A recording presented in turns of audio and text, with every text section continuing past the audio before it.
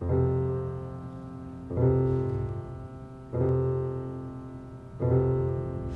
saw three ships come sailing in on Christmas Day, on Christmas Day. I saw three ships come sailing in on Christmas Day in the morning. And what was in those ships, so three, on Christmas Day, on Christmas Day? And what was in those ships, so three, on Christmas Day in the morning? I saw three ships on Christmas Day, on Christmas Day. I saw three ships on Christmas Day, on Christmas Day, on Christmas Day in the morning.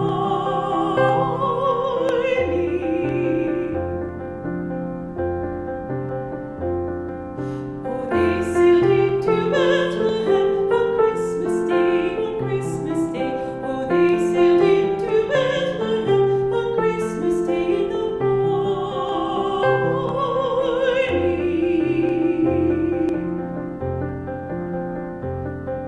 And all the bells on earth shall ring on Christmas Day, on Christmas Day.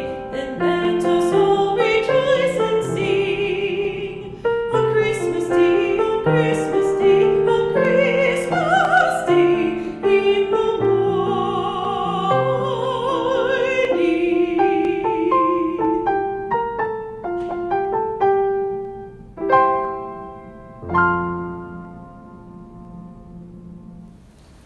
Friends, welcome once again to our online worship here at the First Baptist Church of Freehold. I am Reverend Jonathan Elsensohn, and it is my honor and my joy to welcome you into virtual fellowship this morning. Those of you who normally would be with us in person, you've received word that due to an abundance of caution, we've decided to move fully virtual for the next 2 weeks. So we are glad to have you as part of this celebration. And for those of you for whom this is your way of connecting with the church, welcome once again to this time of fellowship.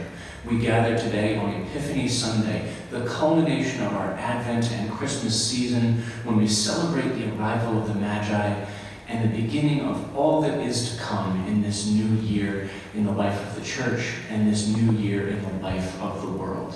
So I invite you to take a moment now to open yourself to God's presence in this moment and to enjoy the service that is to follow. Please pray with me, friends. Arise and shine, for your light has come. The glory of the Lord has risen upon us. Like sages from afar, we come and behold our Christ. Let us fall on our knees in his honor. Let us lift our voices in praise of his name. Amen. Our opening hymn this morning is the hymn of praise, We Three Kings.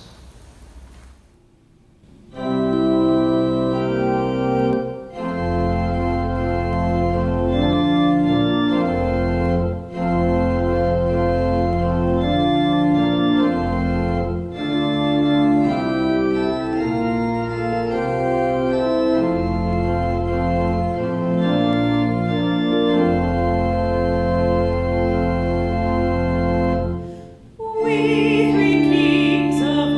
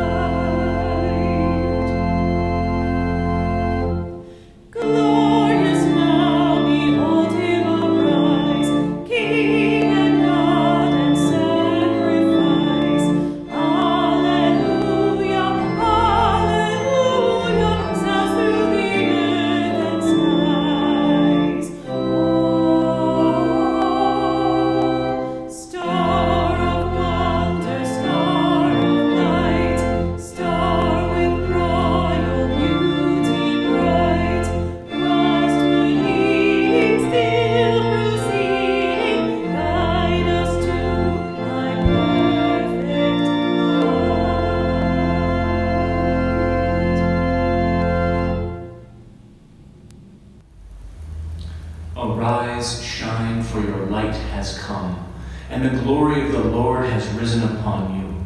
For darkness shall cover the earth, and thick darkness the peoples. But the Lord will arise upon you, and his glory will appear over you. Nations shall come to your light, and kings to the brightness of your dawn. Lift up your eyes and look around. They all gather together. They come to you. Your sons shall come from far away, and your daughters shall be carried on their nurses' arms. Then you shall see and be radiant. Your heart shall thrill and rejoice, because the abundance of the sea shall be brought to you. The wealth of the nations shall come to you. A multitude of camels shall cover you, young camels of Midian and Ephah. All of those from Sheba shall come. They shall bring gold and frankincense, and shall proclaim the praise of the Lord. Amen.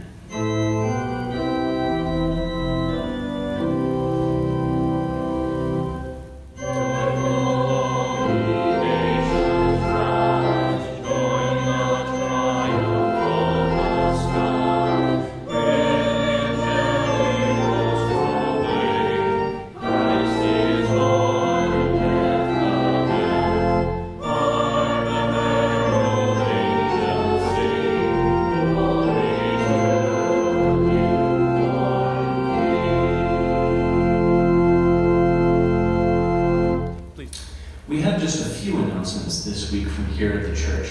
First and foremost, as I mentioned at the outset, we have decided to go fully virtual for this Sunday the 2nd and next Sunday the 9th. This is due to an abundance of caution. Cases of COVID are spiking greatly in this area, particularly following the holiday gathering season, and members of our worship team were impacted by this. So in an effort to keep everyone safe, we're going to be online this week and next week. And next week, our advisory board will meet to determine if we are safe to return to in-person or if we need to continue in virtual only for a little while longer. So the only things that are impacted by that are our worship service and choir practice. Both of those are going to continue virtually for these next 2 weeks, but the church office will be open during its regular business hours, and all of the other activities of the church life will continue. With that said, I was forced to cut my vacation last week short, so I am going to be out of the office this Monday to take a rest and recovery day. Our Bible study will begin not this Wednesday, but next Wednesday, the 12th, and we will be looking at members of Jesus' family tree. The Gospel of Matthew begins with Jesus' genealogy from Abraham all the way down to Joseph. And our Bible study will look at the 5 women who are named in that list: Tamar, Rahab, Ruth, Bathsheba, and Mary. So if you're interested in learning more about Jesus' foremothers, I invite you to join us. Please let me know so I can order the appropriate amount of texts, and we will begin on Wednesday the 12th at 7:30. This Wednesday, the 5th, our bylaw review committee will meet and begin the process of examining our bylaws and preparing them for an update. At this point, I do not forecast that they will have recommendations for our annual meeting on February 9th, but the process will begin so that we can bring some of that material to the annual meeting so that people can start to understand some of the concerns and challenges that our committee is going to be engaging with. As of right now, we are going to say that the men's breakfast group is on for this Thursday, the 6th. Gentlemen of the church will meet at Gus's at 8:30. I am going to send out an email to everyone involved to find out their comfort level. So if you have any questions, please feel free to contact me on Wednesday and find out what the status of that meeting is. And finally, our annual meeting is scheduled for February 9th. So please, if you're responsible for a report, please get that into the church office as soon as possible so that we can compile those and have them ready for the annual meeting early next month. With all that said, let's take some time now to speak to our young people. If your parents have driven you by the church in the last couple weeks, you may have noticed a manger scene out in front of our church that looks like this. There's Mary and Joseph and the baby Jesus, some barnyard animals, and some shepherds. But for the last 2 weeks, since Christmas, we've had a few other people added to our manger scene. And you'll see them over here as well. We have these 3 kings and some camels. Now, we don't have any camels out front, but we do have these kings. These kings are sometimes known as magi. And what that means is wise men, wise kings, people who might have studied astronomy and studied the stars to understand more about the world. In our Christmas story, we find that the wise men saw the star shining above the baby Jesus' birth in the manger, and they came to travel, but they came from a long way away. So it took them a while to get there. Today is a special day in the life of the church when we celebrate their arrival. Today is the day we know as Epiphany, which is a word in Greek that means arrival. It is the time that the wise men made it to the manger after their long, long journey and brought their gifts to the baby Jesus and his family. So let's hear the story. In a faraway place, there were wise kings, magi, who spent their time watching the stars. One night they noticed a very special star in the sky. It was very bright and seemed to be moving ahead of them. The Magi thought this special star would lead them to the new king. They wanted to bring special gifts to the new king, so they packed frankincense, gold, and myrrh, gifts that were fit for a king, and set out following the star. The Magi arrived in Bethlehem following the special star until it stopped over the manger. When the Magi entered, they met the new king, Jesus, and his mother, Mary. The Magi knelt down and offered Jesus their gifts. Today is Epiphany, the arrival of the Magi. Today is when we remember that those who came to see Jesus finally arrived. It is also the conclusion of the season of Christmas in our church. And that is a reminder for us that, like the wise men, we are called to seek Jesus wherever we find him. The star is not shining over the manger anymore. We are called to find Jesus in this world, in the lives of our friends and our neighbors, in the work that we have done, and in the love that we share with one another. So this Epiphany Sunday, I hope you continue to look for Jesus in your own lives. Take care, guys, and we'll see you next week.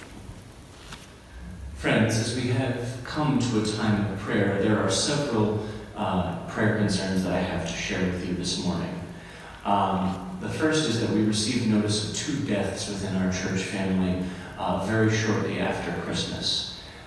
Carolyn Duckett passed away after a brief stay in the healthcare department at Applewood, and likewise Mary Pullen passed away after being briefly unresponsive during her stay at the manor. Before we continue in our time of prayer, I just wanted to let you know about the arrangements that are made. Carolyn was interred in a private ceremony this past Friday, and we will celebrate her life with a memorial service on Monday, January 10th at 2 p.m. All are invited to that, and at this time we hope to be able to gather, but if circumstances dictate the need to postpone that due to concerns about people's health and safety, that information will be available at the church office. As for Mary, she will be buried this coming Tuesday in a private ceremony with her family out at Maplewood. But during this time, we continue to pray for all of the loved ones of Carolyn Duckett and Mary Pullen. And one final prayer concern: just before Christmas, Trudy Huey was in the hospital for about 10 days with congestive heart failure. She was released home just before Christmas and was able to celebrate with her family and loved ones, but please pray for her continued recovery. So with all of these prayers that I have mentioned, and with the ones that you carry yourselves, let us turn to God now in prayer.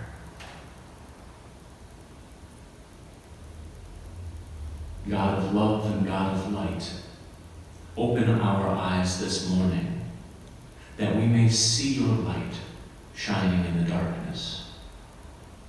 Open our hearts that we may perceive your promises of justice and righteousness fulfilled in the babe of Bethlehem. May we, like the Magi, have a star to guide us on our journey to find the one who will truly set us free. May this time of worship bring us closer to you, to the good news of the birth of light and love, which will transform our lives. So trusting in that light and love, we turn to you now in silence.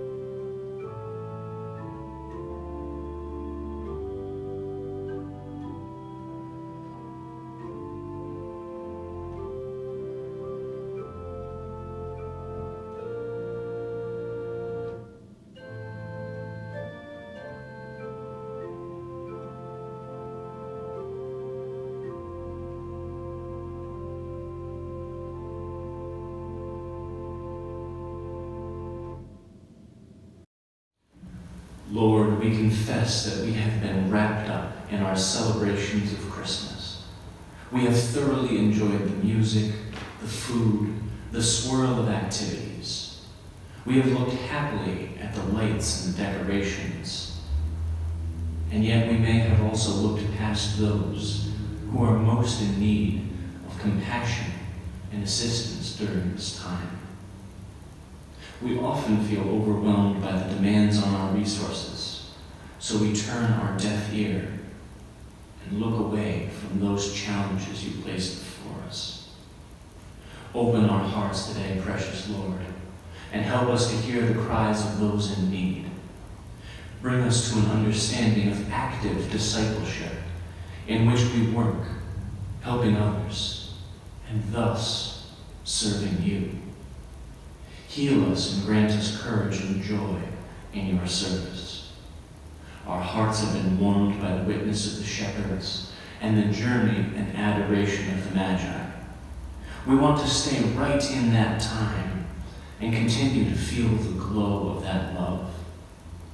Would you call us to go from the manger, back to our fields, back to our schools, back to our homes, back to our work. You pour your transforming love into our lives, and we are challenged to bring back to all of those places the glad good news of hope and salvation. Remind us again of all the opportunities we are given to celebrate your love and power. Help us find joy in serving others.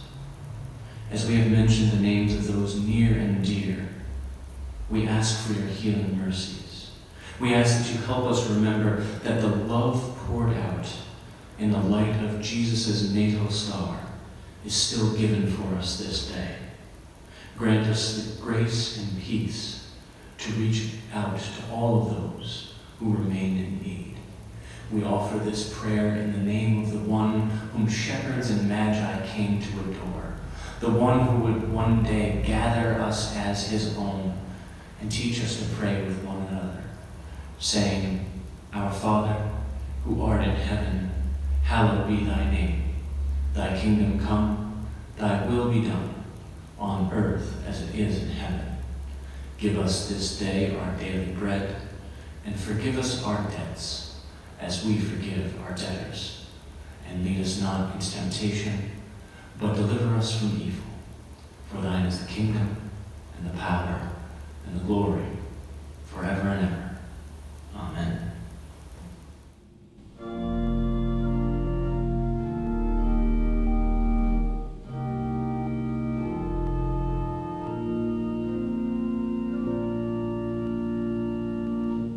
What can I give you, more as I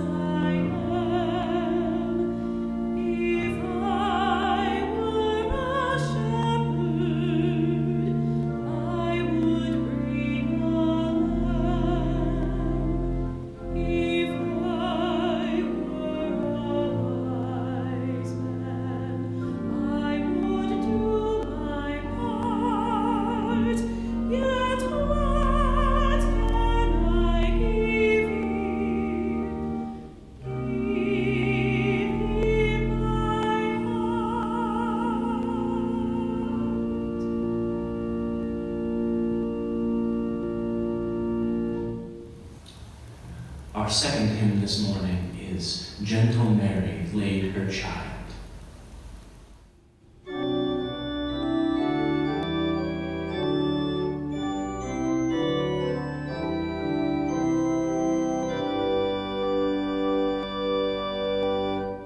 Gentle Mary laid her child, lowly in a manger. There he lay undefiled, to the world a stranger. Such a babe in such a place, can we be the Savior? Ask the saved of all the race, who have found his favor.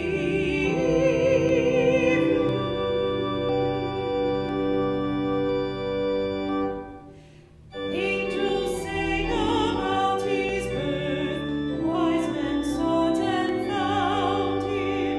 Heaven's star shone brightly forth, glory all around him. Shepherds saw the wondrous sight, heard the angels singing. All the plains were lit that night, all the hills were ringing.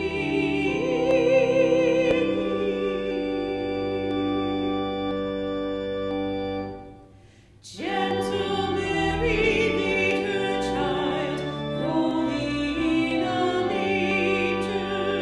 He is still the undefiled, but no more a stranger. Son of God of humble birth, beautiful the story. Praise his name in all the earth. Hail the King of glory.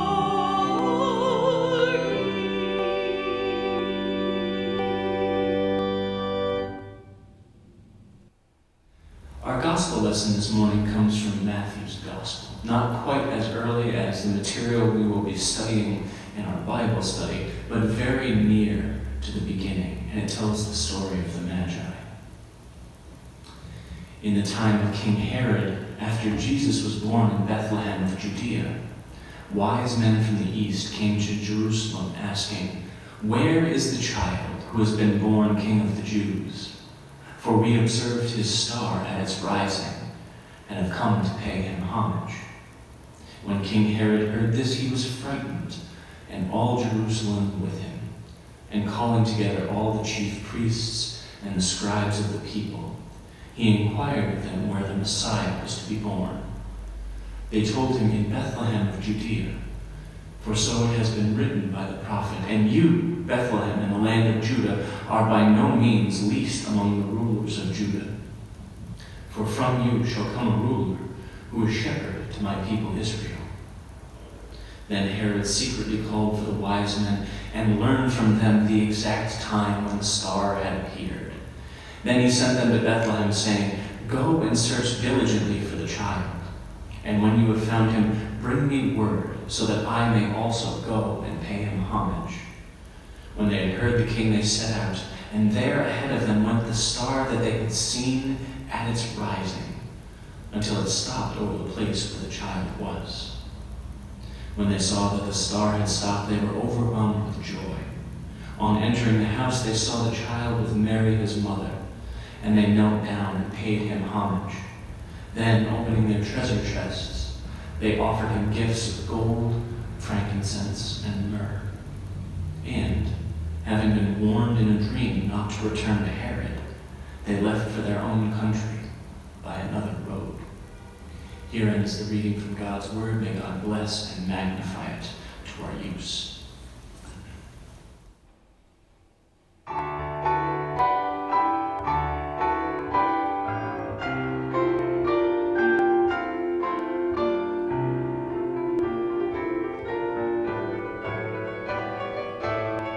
Joy to the world, the Lord is come. Let earth receive her King. Let every heart prepare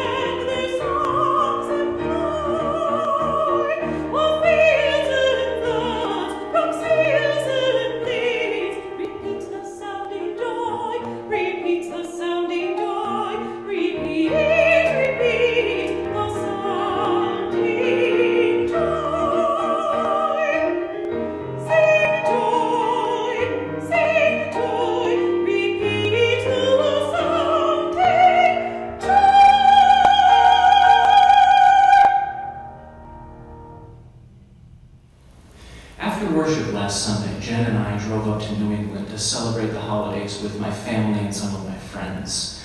And as you know, we had to cut our trip short, both to deal with the health issues facing the church here, and also to celebrate the lives of Carolyn Duckett and Mary Pullen.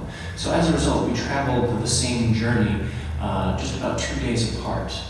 And for those of you who've had the misfortune of having to deal with traffic in the greater New York City area, and particularly Western Connecticut, you know what a bear that can be.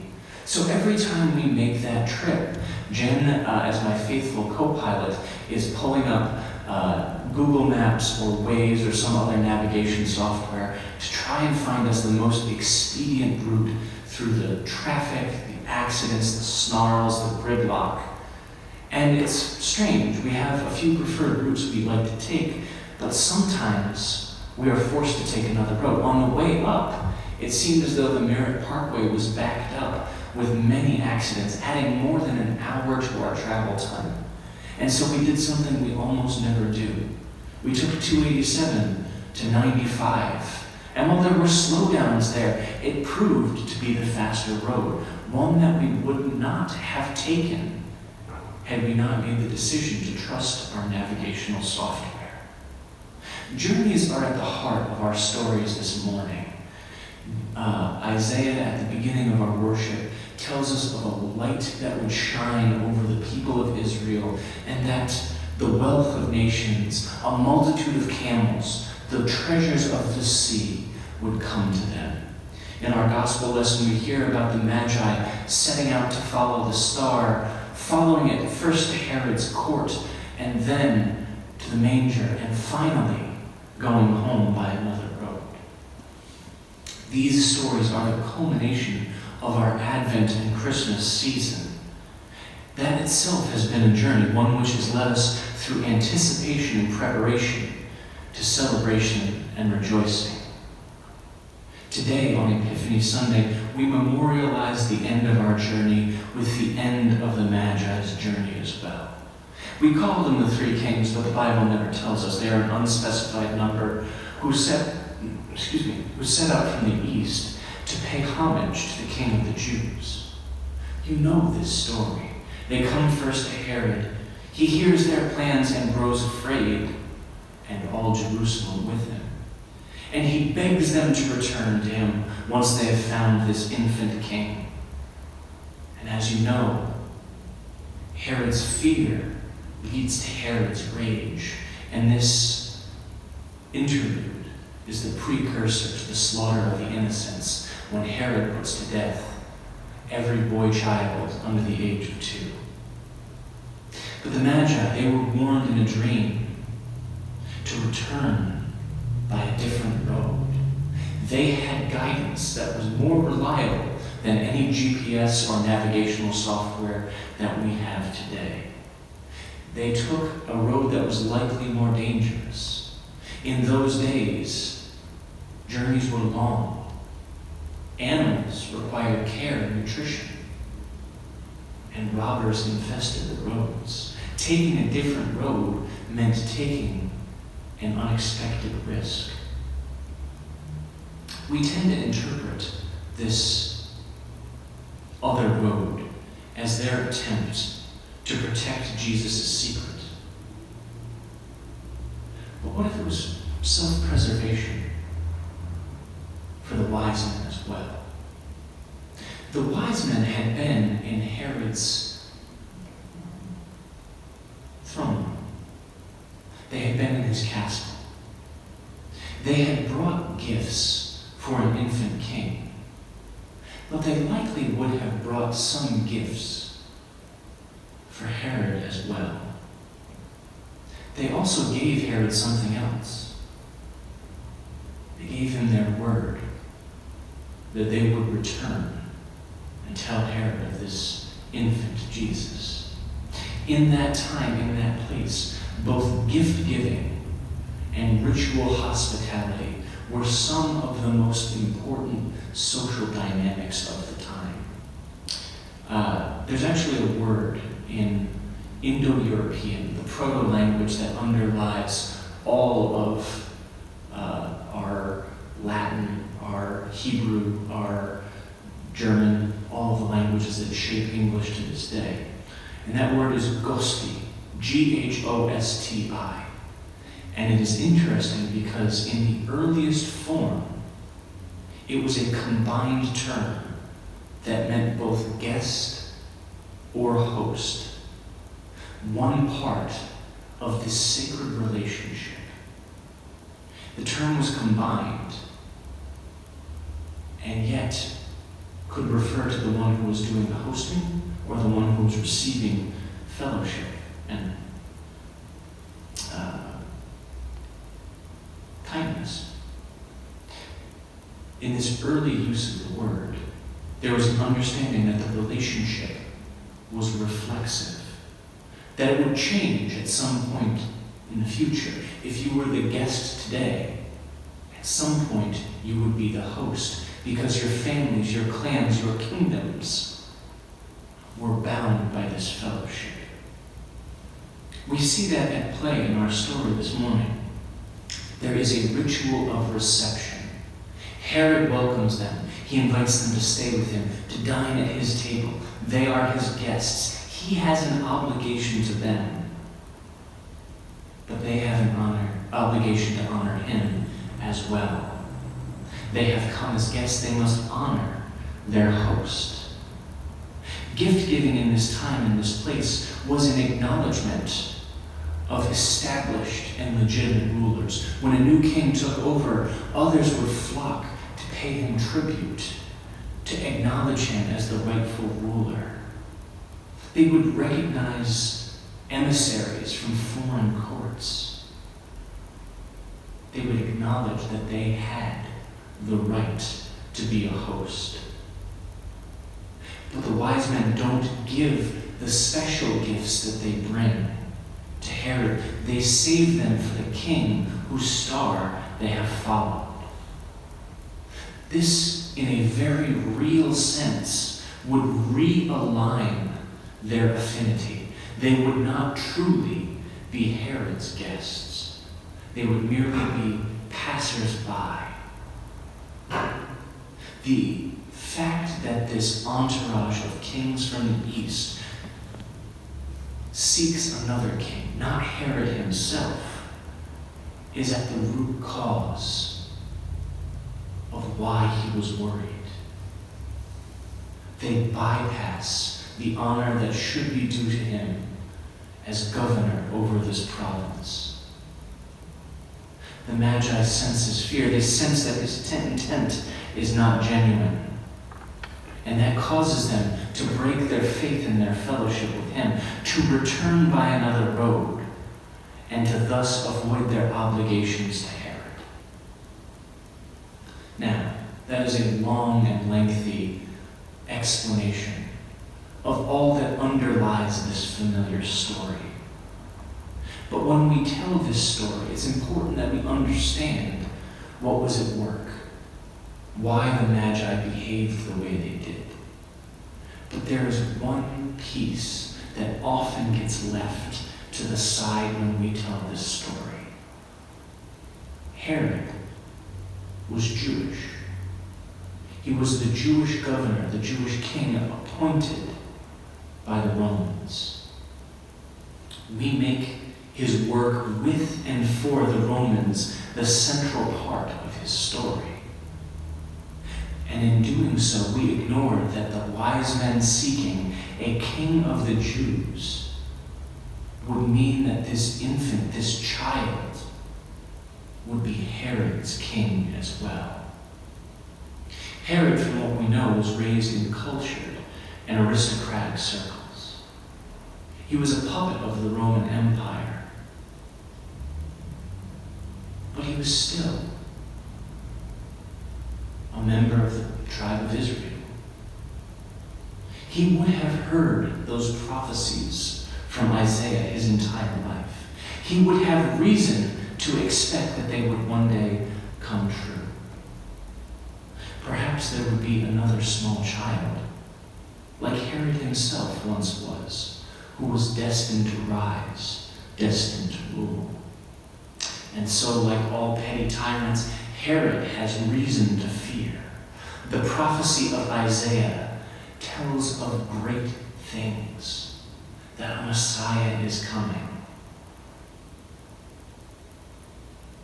Perhaps Herod thought himself that Messiah. Messiahs meant many different things in many different periods in Jewish history. They could be great kings, they could be prophets, they could be generals. Maybe Herod saw himself that way, making accommodations with Rome and keeping his people safe. But regardless of how he viewed himself, one thing we can be sure of is that he had no use for this challenge. He didn't have much use for the people who would support such an upstart, especially those like the Magi who left him in the lurch when they returned home by another road. What we can take away from this lesson is that the new road, the one that the Magi take home, has many risks. It may have been less safe. They may have traveled more dangerous roads to stay away from the Roman imperial system that Herod was able to utilize. There was a political consequence. They had sundered a relationship with a powerful regent. There was a personal risk. Herod may have sought to seek out these kings and to seek retribution or persecution upon them. But this difficult path is the one that God calls the Magi to anyway. It is a path that has risks, but which also leads to a new thing, to the fulfillment of the promises we heard from Isaiah this morning, that a great light would arise and shine in the darkness. That light itself would have to take another road, fleeing into Egypt to flee Herod's persecution. Throughout all of this story, we can see that God is bringing a new world into being. In a few moments, we will celebrate the conclusion of our Advent and Christmas season by gathering around this table. Though we cannot gather together today, wherever you find yourself, you will come to the table of God. You will come to a table that was laid with great love and great sacrifice. And as we come to the table, we are made aware of the choice of which road we are being called to. Do we choose Herod's road, the safe road, the road that leads to a table of welcome for a select few, where threat and power and protocol reign, where the power of this world is glorified? Or do we choose the road that leads to Christ's table? A road that perhaps may be more difficult, that may put us at odds with the powers that be, but a table that is open to all, a table that cares for all, where all are allowed to share in the abundance of nations. This Advent season, we must choose our own way into the year that is to come. We must choose our own way to respond to God's call in our lives. Which table will you come to? Which road will you take? Which star will you follow? Which Messiah will you give your heart to? Amen. Our next hymn this morning is As with Gladness.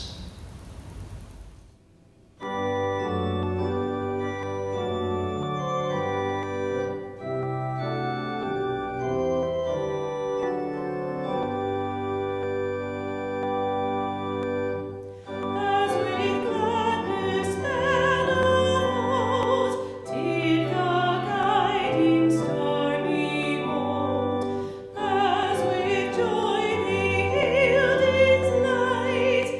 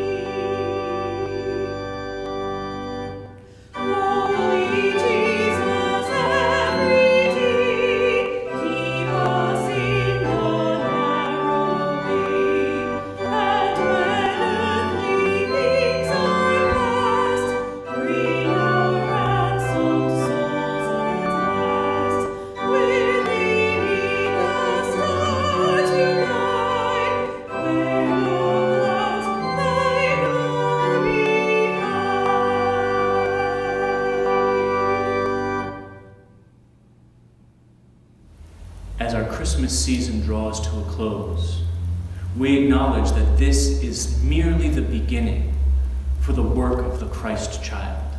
As the Magi return home, as the Holy Family flees into Egypt, as we ourselves prepare to enter a world that is no longer decorated with lights, with special plants, with special seasons, with special songs, we are aware that the work of Christ is beginning anew and again.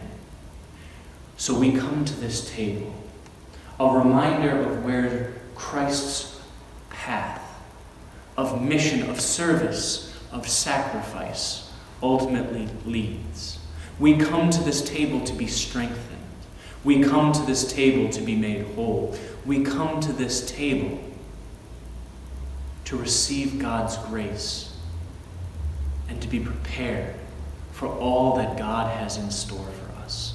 So come to this table not because you have any claim to it, but because this table was laid for all of God's children, for the love, the support, and the upbuilding of the mission of Christ in this world.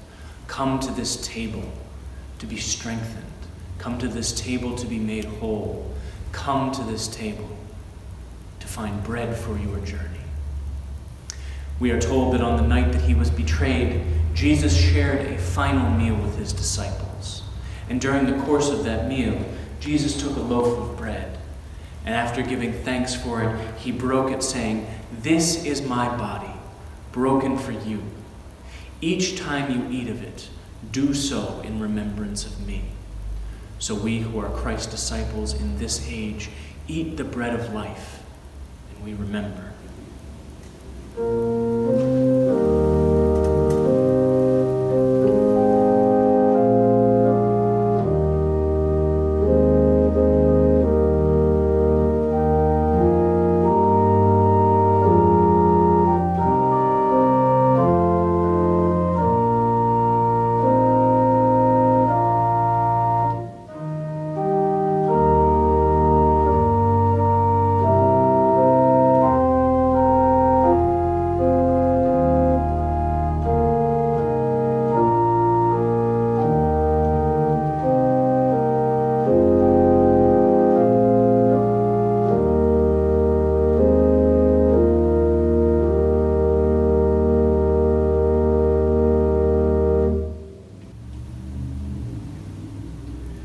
In a similar fashion, after the meal, Jesus took a cup, and again, after giving thanks for it, he offered it to his disciples, saying, "This cup is a new covenant, poured out in my life's blood for the forgiveness of sin. Each time you drink of it, do so in remembrance of me." So we who are Christ's disciples in this age drink the cup of salvation, and we remember.